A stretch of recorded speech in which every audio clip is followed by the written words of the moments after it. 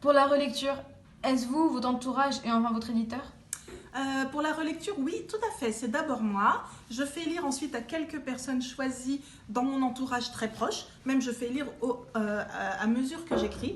Et puis, bien sûr, le regard final, c'est celui de mon éditrice qui, elle, va avoir une lecture très, très serrée de ce que j'écris et qui va me faire des remarques au fur et à mesure.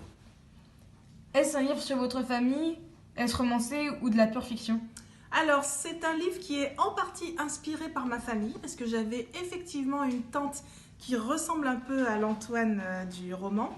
Mais ensuite, j'ai quand même voulu injecter pas mal de fiction pour que ça corresponde en fait à une histoire qu'ont vécu tous les Antillais. C'est pas seulement ma famille qui aurait eu un destin exceptionnel ou particulier, c'est vraiment une histoire collective.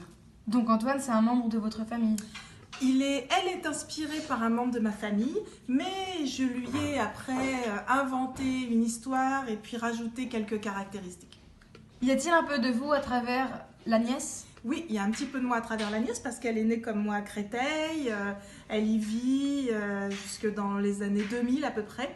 Donc effectivement, elle est inspirée de moi, mais par exemple, la nièce dans le roman fait une enquête pour connaître le passé de sa famille. Moi, dans la vraie vie, je n'ai pas eu vraiment besoin de faire une enquête. Je savais déjà, parce que j'ai la chance d'avoir une famille qui parle beaucoup, donc j'étais au courant de toute cette histoire.